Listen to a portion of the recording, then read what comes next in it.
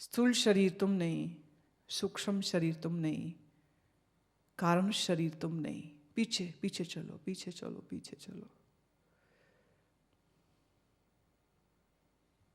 जो है पीछे वो कहने में नहीं आएगा, बोलने में नहीं आएगा, समझाने में भी नहीं आएगा। ज्यादा से ज्यादा इतना कह सकते हैं ब्रह्म है, या ज्यादा से ज्यादा कह सकते हैं आत्मा है, पर ये शब्द भी तुम्हारे मन ने बनाए हैं। तुम्हारी संस्कृति, तुम्हारी भाषा के विज्ञानियों ने रचे और तुम उसका उपयोग कर रहे हो। जो पीछे है उसको हम किसी भी शब्द से कह नहीं सकते।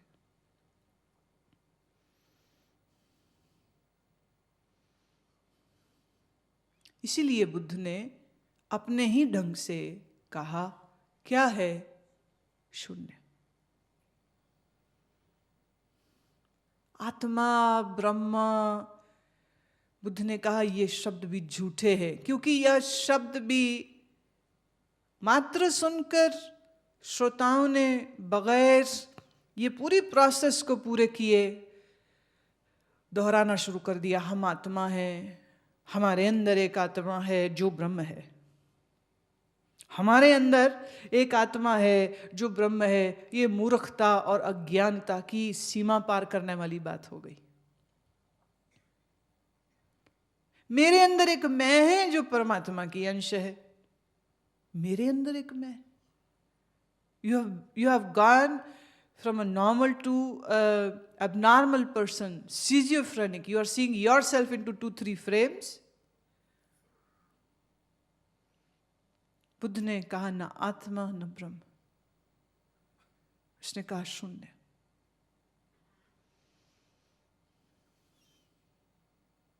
मन को देखो और मन के दृष्टा रहते तुम देखोगे सबसे पहले विचारों को। ये विचार क्यों उठते हैं? आसक्ति और ममता, अज्ञान के कारण। आसक्ति और ममता को निवृत्त करो वैराग्य से, और वैराग्य वही मन। किसके बारे में सोचेगा आप? किसी के बारे में नहीं। और जब किसी के बारे में न सोचेगा तो यह मन शांत शांत शांत हो जाएगा। और ऐसे शांत हो चुके मन में मन रहितता घट जाएगी, और जो पीछे है वो प्रकट हो जाएगा। कहो वो समझ आ जाएगा। बुद्ध ने कहा मत कहो आत्मा, मत कहो ब्रह्म। उन्होंने बस एक बात कही, दुख है, चिंता है, शोक है, विकार है, वासना है, इसे ठीक करो। कैसे होगी? यह जानो कि जो कुछ हो रहा है वह सब क्षणभंगुर। बुद्ध के सारे दर्शन को कहीं कहीं क्षणिकवाद भी कहते। क्षणिकवाद, क्षण में हो रहा सब। बुद्ध ने कहा जिस क्षण तुमने यह दुनिया देखी, दुनिया उसी क्षण है, ना उसके आगे ना उसके पीछे। बात बहुत गहरी। और जिन्होंने वेदांत को सिर्फ शब्दों से समझा था वो बुद्ध के इस इशारे को नहीं समझ पाए। उन्होंने कहा बुद्ध नास्तिक है, कह रहा आत्मा ना कहो, परमात्मा ना कहो, क्षण ही में संसार हो रहा है। कैसे? वो समझ नहीं पाए। बात गहरी है। बुद्ध और 2 कदम आगे जाकर ये बात कह रहे।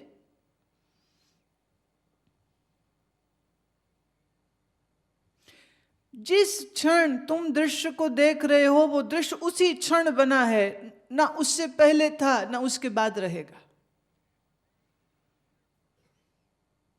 जिसको तुम जगत कह रहे हो ये उसी क्षण है जब तुमको दिखा। When the perception and cognition of the world happened, the world was created and it sustained only for that moment. The moment it is gone, the world is gone. And then you create a new world. You create, your mind creates this new world. Now this is something which really baffles the mind. तुम सोच रहे हो हम यहाँ बैठे हैं और हमारे घर, दुकान, शहरें वहाँ है। बुद्ध कहते नहीं है। तुम हो तो वो है, तुम नहीं हो तो वो भी नहीं है।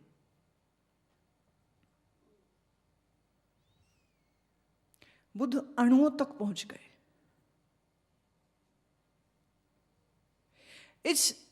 It is a very complex and constant and continual process which is happening in such a great speed that every time when you meet a person, it is not that same old person, it is a new person. It's a new nature, it's a new world. Every day is a new world. और इस बदलते हुए दृश्यों के पीछे कौन है? गहरे गहरे गहरे शून्य। तुम मैं नहीं कह सकते उसे। शून्य को तुम मैं नहीं कह सकते। तुम को मैं नहीं, तुमको हम शून्य नहीं कह सकते। शून्य में मैं और तुम का भेद खत्म हो जाता है। इसको मैं यूं समझाती हूं, आप जब तक जग रहे हैं तब तक आप कहते हो ये मैं हूं और ये दूसरे लोग। पर जैसे ही सुषुप्ति अवस्था हुई, गहरी नींद हुई, मैं और तू का भेद खत्म हो गया। Got it? जब तक मन चल रहा है और स्वप्न बन रहे हैं तब तक भी मैं और तू है। तभी तो बोलते हो ना, सपने से जग के मैं वहां गया था, वहां पर वो भी था, मैं था वो था, मैं था वो था, मैं था वो था। मैं तू का खेल स्वप्न में भी चल रहा है, मैं तू का खेल जागृत में भी चलता है। पर सुषुप्ति में, गहरी नींद में मैं तू कोई भेद नहीं है। क्यों? मन नहीं।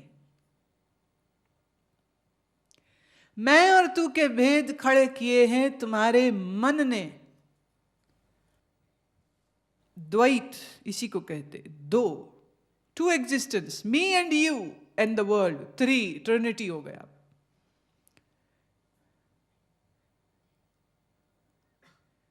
बोले इस दो के भेद को खत्म करना है। कैसे होगा? बोले अद्वैतवाद से। बोले वो क्या है? बोले मैं में कौन जानू, तू में कौन जानू, दोनों का सोर्स एक ही निकलेगा। अब चाहे उसे ब्रह्म कहो और चाहे उसे कहो शून्य।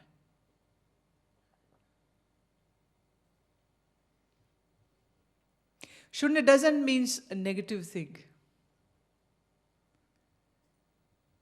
Shunya can be called the fullness. In fullness, Shunya is Brahma. And in negation, Brahma is Shunya. भाषा का भेद, पर्सपेक्टिव का फर्क, how you see the things. जो बुद्ध के लिए शून्य है वही कृष्ण के लिए ब्रह्म है, आत्मा है। पर किसी बौद्ध और हिंदू से यह बात अगर मैं कहूं तो वो कहेगा हो ही नहीं सकता। जैन बौद्ध धर्म ही अलग, हिंदू धर्म ही अलग, सांख्य योगी अलग, कृष्ण अलग, बुद्ध अलग। वो कह रहा शून्य, वो कह रहा ब्रह्म, वो कह रहा आत्मा है ही नहीं, बुद्ध कह रहा आत्मा है ही नहीं। ऐसा नहीं कि बुद्ध यह जानते नहीं थे कि आत्मा है, पर सालों से, सैकड़ों सालों से इन थोथे पंडितों ने इतना रटा, मैं आत्मा, मैं आत्मा, मैं आत्मा, मर जाए मैं आत्मा, मैं आत्मा, मरती नहीं। आत्मा शब्द का अर्थ ही नहीं समझ रहे। ऐसा व्यर्थ का प्रलाप कर रहे लोगों को इस बकवास से बचाने के लिए बुद्ध ने कहा ना, चुप रहो, ना आत्मा ना ब्रह्म। क्या है? शून्य। अब शून्य मतलब क्या? बोले ढूंढो। You cannot imaginate about shunya, about emptiness. You can only experience it. But when this experience happens, there won't be a you to say, I have experienced the shunya. Because if the I was there who experienced the emptiness, then the emptiness never happened.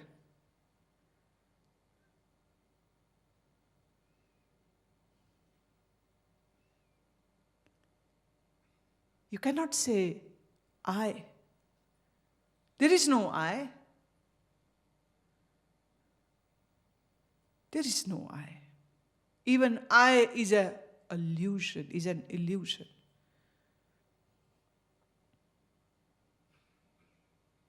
मैं है, तू है, प्रकृति है,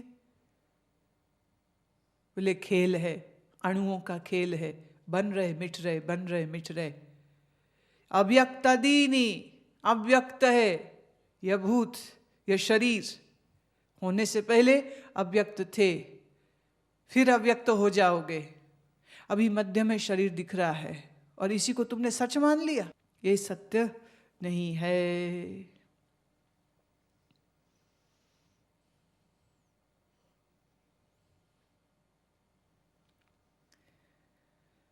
आश्चर्यवत् पश्यति कश्चिद्देनमा आश्चर्ये वदति तथैव चान्यः आश्चर्यवत् चैन्यमन्य वृणोति श्रुत्वाप्यैनं वेद न चैव कश्चित्।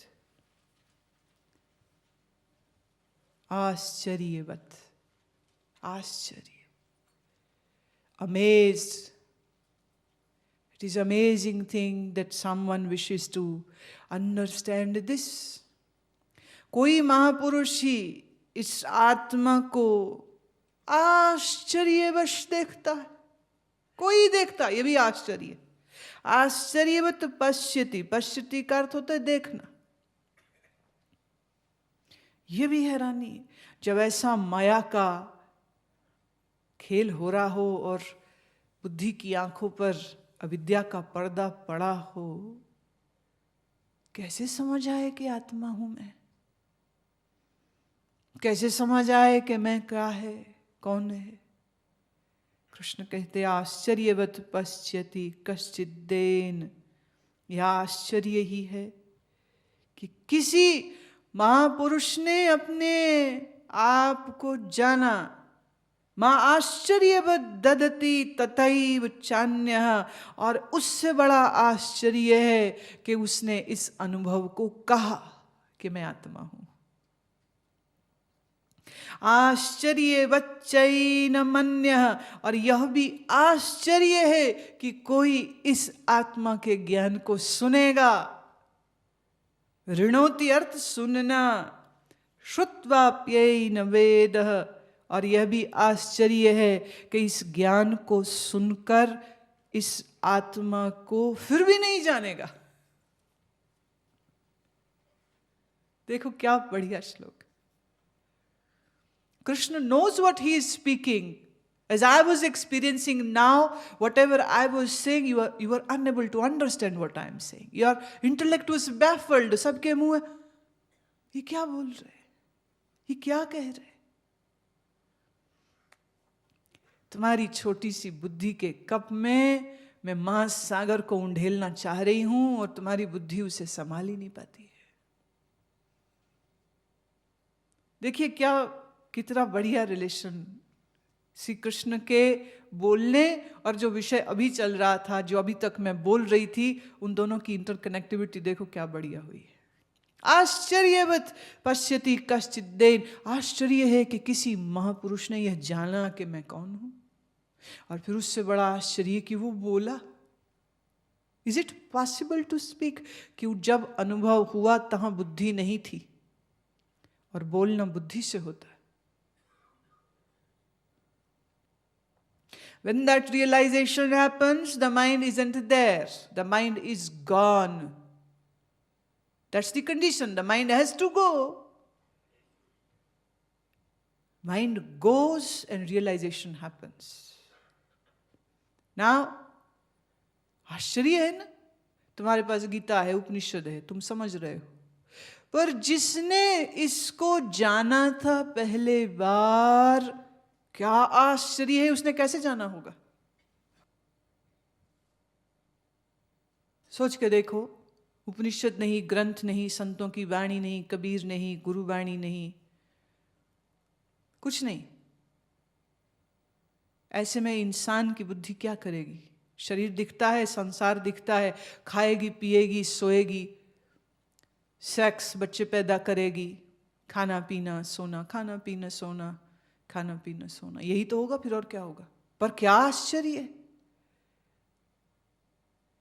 कैसे उस महापुरुष ने जाना, कैसे उसके भीतर यह ज्ञान जगा कि देह इंद्रिय मन बुद्धि अतीत कोई अस्तित्व है। कैसे उसने जाना? श्री कृष्ण कह रहे आश्चर्य है। और उससे बड़ा आश्चर्य कि उसने उस अनुभव को शब्दों का लिबास दिया। घटी घटना इतनी अलौकिक, इतनी सूक्ष्म, कैसे उसने कहा? आश्चर्य है, आश्चर्य है, आश्चर्य है कि ऐसे ज्ञान को जो सुने कोई कोई, देखिए कोई कोई, कश्चित कोई कोई, सब नहीं सुनते,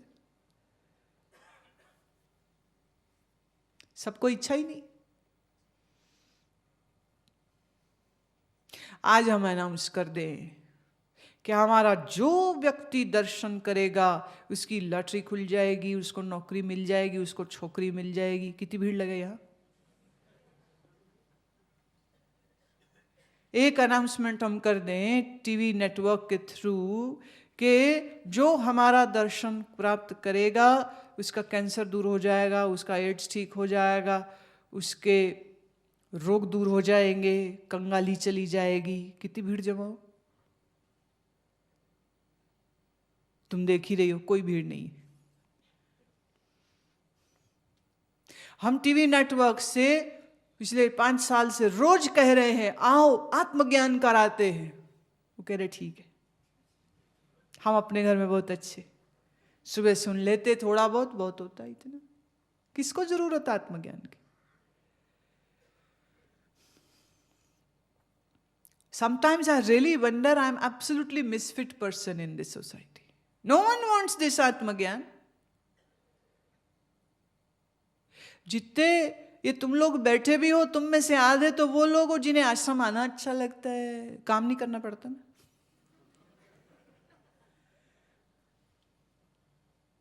कोई इसलिए आते हैं कि अच्छी छुट्टी हो जाती, कोई इसलिए आते हैं कि मेरे को देखना उन्हें अच्छा लगता है। They just love my presence. They are just here because of that. Gita बहाना उनके लिए।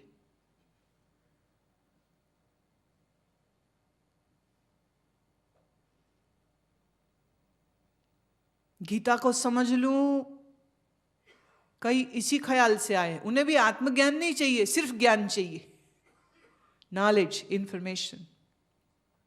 बुद्धि का अहंकार बड़ा चौड़ा होता है इस बात से कि हमें गीता भी आती है। I know it, do you know it? Party में जाएगा बोलेगा I know Gita, do you know it? I went to Guruma, I have understood Gita now. Oh you don't know it? जैसे अभी तक कर रहे थे, तुम्हें ध्यान लगाना आता है? नहीं, मुझे आता है। अब बोलोगे तुम्हें गीता नहीं आती? मुझे आती। You will be still playing, many of you will be playing this fickle game of mind, getting appeasement of your ego. So एक बात तो है, हम अकेले नहीं रोते, कृष्ण भी आज रो रहे हैं हमारे साथ। आश्चर्य है कि इसको कोई कोई सुनता है और कोई कोई सुन के भी नहीं समझता है। हम अकेले नहीं। ये दुख हर ज्ञानी का है, ये दुख हर ज्ञानी का है कि शिष्य नहीं। कबीर भी रोते, राम पदार्थ पाए के कबीरा गांठ न खोल, नहीं पटन नहीं पारखू, नहीं ग्राहक नहीं मोल, कोई ग्राहक नहीं मेरी इस वस्तु का, कबीर अपनी गांठ बांध के बैठ। इसी बात को रोते हैं गुरु नानक, कह रहा अंधों के शहर में आ गया, पत्थर मारते हैं मुझको। कोई आखे पूतना को कहे बेताला, नानक आखे आदमी क्या करे बेचारा। आप सोचिए वो बेचारे कितनी मजबूरी की हालत में रहे होंगे कि वो खुद लिख रहे हैं कि मुझे यहाँ कोई भूत बोलता है, कोई मुझे बेताल बोलता है और मैं बेचारा नानक क्या करूं, इनको कैसे सुनाऊं सत्संग जो मुझे मुझे ही स्वीकार करने को तैयार नहीं।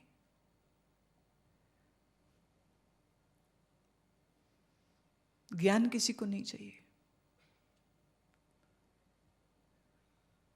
हम लोगों की बिरादरी एक छोटी सी है, पर इस बिरादरी में हम सबका एक ही दुख है, ज्ञान किसी को नहीं चाहिए। रामकृष्ण परमहंस अपने मकान की छत पर खड़े होके कहते, रोया करते थे, माँ कब भेजेगी ऐसे बच्चों को जिन्हें मैं यह ज्ञान दे सकूं? वो कब आएंगे मेरे पास, जिन्हें प्यास हो, खोज हो इसकी, ऐसे कब आएंगे मेरे पास? रामकृष्ण भी रोते, पर कृष्ण आंसुओं वाला रोना नहीं रो रहे, पर हैरानी जरूर प्रकट कर रहे हैं कि आश्चर्य है कि इसको कोई कोई सुनता है, और उससे बड़ा आश्चर्य है कि इसको कोई कोई सुन के भी फिर नहीं समझता। देखो, कान में ये ज्ञान ना पड़े और बंदा अज्ञानी रह जाए समझ लगती, पर कान में ज्ञान भी आ रहा है और फिर भी अज्ञानी रह जाए, ये समझना टेढ़ा काम। How is it possible?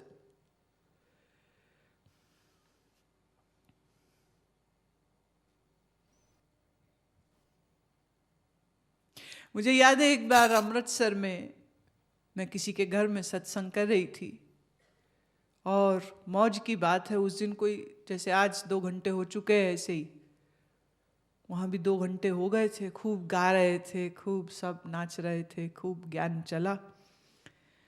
फिर समापन किया। अब शरीर तो शरीर है, थोड़ा सा गले में थकान सी आई, क्योंकि तब माइक नहीं होते थे, साउंड सिस्टम नहीं था, और हॉल भरा हुआ था, और गले से ही बहुत ऊंचा बोल रही थी। जोर जोर से बोलने के कारण नसों में खिंचाव था। तो मेरे लिए कुछ गर्म पीने की व्यवस्था कर रहे थे, और मैं बाहर बगीचे में बैठी विश्राम कर रही थी कि इतने में एक महिला आई। आके उसने अमृतसरी तरीके से मत्था टेका। वो ढंग होता अमृतसरियों का एक। उसने अपने अमृतसरी स्टाइल में उसने मत्था टेका, और मत्था टेकने के बाद कहती, फिर कोई रब दी गल सुनाओ।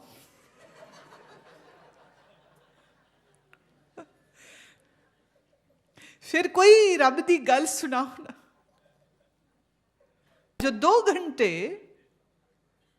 के बाद ये मुझे कह सकते हैं, and see, I am doing an impossible task where I have to face such people who, after listening 2 hours, can yet say this to me, please tell us something about God, and yet I am speaking. आश्चर्य है ये भी।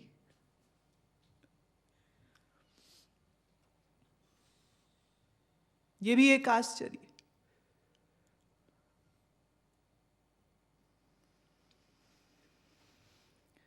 अगला श्लोक, देहि नित्यं वददोयं देहि सर्वस्य भारत, तस्मात् सर्वाणि भूतानि न त्वं शोचितुमर्हसि। अर्जुन, सुन समझ इस बात को कि यह आत्मा सभी शरीरों में अबद्ध है। ऐसा नहीं कि सिर्फ कृष्ण अबद्ध है।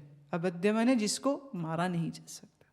भगवान कह रहे हैं कि जिस शरीर में, जिस मन में, जिस बुद्धि के साथ तू है अर्जुन, उस देह, उस मन का धर्म है क्षत्रिय। और तेरे मन में जो क्षात्र धर्म है, क्षात्र अर्थ the warriors, you are a warrior and you can not be without war. अब यहां कृष्ण मन के तल पर आ रहे हैं, और वो ये कहना चाह रहे हैं कि हमारे मन के तल पर जो हमारा बिहेवियर है, जो स्वभाव बन जाता है मन का, आप अपने उस स्वभाव से पीछे नहीं हट सकते। आत्मा के तल पर कोई परिवर्तन नहीं है, पर मन के तल पर सबके स्वभाव अलग अलग हैं। किसी के स्वभाव में जोश है, किसी के स्वभाव में होश है, किसी के स्वभाव में लेखन है, किसी के स्वभाव में सोना है, किसी के स्वभाव में क्रिया करना है, किसी के स्वभाव में यही रुचता है कुछ करना ना पड़े। किसी के स्वभाव में है वो काम किए बगैर नहीं रह सकता, और किसी के स्वभाव में उसको तो मैं भी बोल दूं ना ये काम कर दे, तो 2 घंटे बाद देखूंगी तो वो काम ठीक से नहीं हुआ होगा। स्वभाव, what can you do about that? Krishna says just accept it, जैसे हो एक्सेप्ट कर लो। और तू स्वीकार कर अर्जुन कि तेरा क्षत्रिय धर्म है, तेरे मन बुद्धि में रजोगुण है, और तू युद्ध किए बगैर रह नहीं सकता। तेरा मन बुद्धि ब्राह्मण नहीं है, तेरे मन बुद्धि में निष्क्रियता नहीं है, तू कर्म किए बगैर रह नहीं सकता, तो युद्ध कर।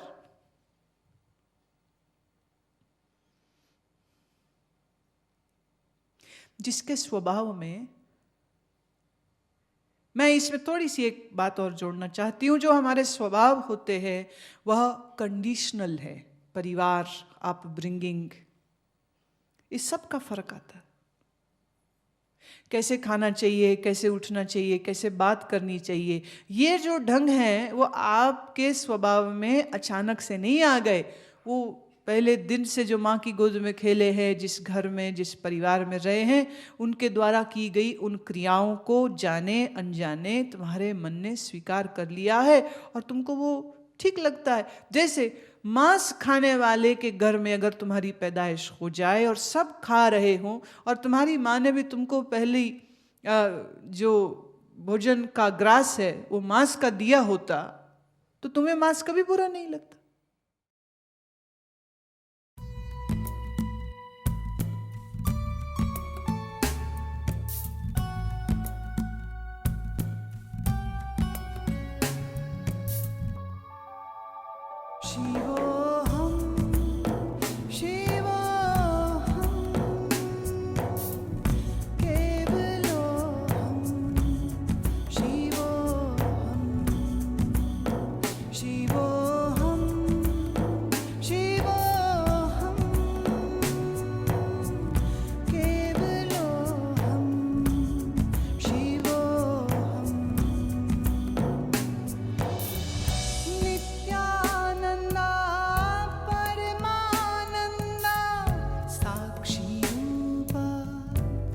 शिवो